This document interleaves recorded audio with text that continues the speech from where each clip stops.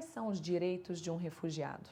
Bom, os direitos do refugiado, eles estão relacionados inicialmente aos direitos que são previstos na Convenção de 1951 sobre o Estatuto dos Refugiados e podem variar também de acordo com as legislações nacionais, né? Cada país adota uma legislação, os países que são signatários da Convenção, eles adotam uma legislação, podem adotar uma legislação própria e, com isso, definir direitos específicos.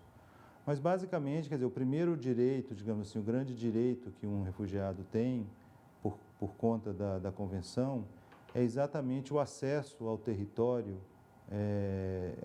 estrangeiro, onde ele vai efetivamente solicitar refúgio, né? Porque o refugiado é aquela pessoa que perdeu a proteção do seu país de origem, por motivos de guerra, por motivos de conflito, por perseguições a grupos sociais ou étnicos específicos, ou até mesmo por uma violação generalizada de direitos humanos. Então, ele perde a proteção no seu país e precisa deixar aquele país, muitas vezes, para preservar sua própria vida. Outros direitos também que os refugiados têm, com base na Convenção, é o direito à proteção daquele país, ou o direito de não ser devolvido para o país origem da sua perseguição, e também o direito de se integrar socioeconomicamente naquele país. O que é a Convenção de 1951? Bom, a Convenção de 1951 é o grande marco legal concordado no âmbito das Nações Unidas e aprovado pela comunidade internacional, que dá base ao direito internacional dos refugiados, quer dizer, a chamada proteção internacional, né? É uma série de ações e de mecanismos que os países se comprometem a adotar para proteger exatamente aquelas pessoas que precisam buscar proteção no seu território, estrangeiros que precisam buscar a proteção no seu território. Historicamente, a Convenção foi ligada ao fenômeno dos refugiados originários da Segunda Guerra Mundial, tanto que ela tinha uma limitação geográfica. Ela falava mais da realidade da Europa e previa ações para atender às necessidades dos refugiados naquela região. Em 1967, ela foi emendada por um protocolo que quebrou essa barreira geográfica e estendeu os seus preceitos e as suas definições para todo mundo. Então, hoje é a grande ferramenta, o grande instrumento da proteção internacional de refugiados e que, nesse ano de 2011, comemora 60 anos. Qual é a diferença entre direito internacional humanitário e direito internacional dos direitos humanos? Os direitos humanos são mais gerais. Eles têm uma gama de assuntos que cobrem questões econômicas, sociais, direitos civis, uma série de questões que são inerentes à condição do ser humano e que procura resguardar esses direitos para que as pessoas possam exercer na sua plenitude a sua própria condição humana. Então, é o direito ao trabalho, à liberdade de expressão, a liberdade de casar, de ter filhos ou não, de se expressar, de não ser torturado, enfim, existe uma série, são vários artigos em que são cobertos essas diferentes variáveis da própria condição humana. Por isso são chamados direitos humanos, que são inalienáveis e indivisíveis. O direito humanitário, ele tem um aspecto, digamos assim, mais relacionado à preservação da vida.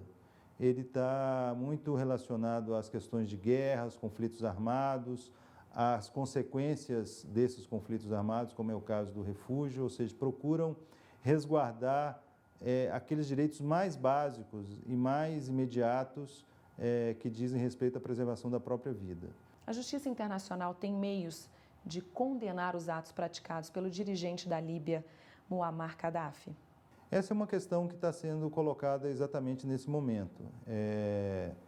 A situação na Líbia está sendo olhada também por esse prisma. Quer dizer, até que ponto os mecanismos internacionais de justiça podem considerar que o que está ocorrendo ali é um crime contra a humanidade, passível de punição por tribunais internacionais, se isso tem um impacto que vai além das fronteiras da própria Líbia. Então, isso é uma questão que está sendo discutida e que provavelmente vai levar algum tempo, porque demandará uma série de investigações próprias do Tribunal Penal Internacional para qualificar o que está acontecendo na Líbia e aí determinar se cabe algum tipo de acusação formal contra o dirigente Muammar Gaddafi ou outras pessoas que estejam envolvidas na repressão aos protestos que estão acontecendo lá. Quais as consequências de êxodo em massa da Líbia para a Tunísia? Olha, a situação está muito volátil ali naquelas duas fronteiras, tanto na fronteira do Egito quanto com a fronteira da Tunísia, que são as duas maiores fronteiras da Líbia. A Agência da ONU para Refugiados calcula que mais ou menos 140 mil pessoas já deixaram a Líbia.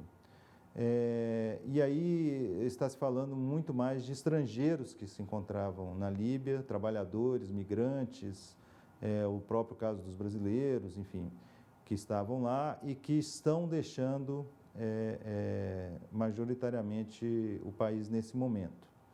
Há uma estimativa de aproximadamente 3.500 líbios que já teriam deixado o país buscando proteção nos países vizinhos ou da região.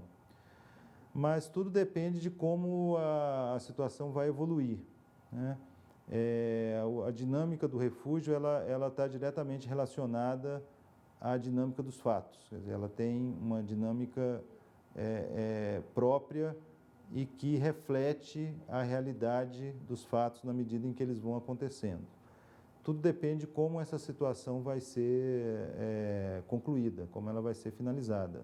Se vai ser uma situação negociada, tende a ter um impacto humanitário menor. Se é uma situação que vai avançar para um conflito mais generalizado, seguramente esse impacto humanitário vai ser maior. Mas já há, com toda certeza, um ambiente de crise humanitária, dado o grande volume de pessoas que está cruzando as fronteiras dos dois países. Na Tunísia, a estimativa é que sejam cerca de 1.000 pessoas por hora cruzando aquela fronteira, uma situação bastante tumultuada, e o Acnur já está posicionado ali nas fronteiras para receber essas pessoas, fazer com que elas possam ser levadas para os seus países de origem. Como disse, a grande maioria agora são estrangeiros que estão deixando o país, mas também para receber os cidadãos líbios que vão buscar proteção nos países vizinhos e que precisam ter uma abordagem dentro desses preceitos das convenções internacionais e do direito internacional de refugiados.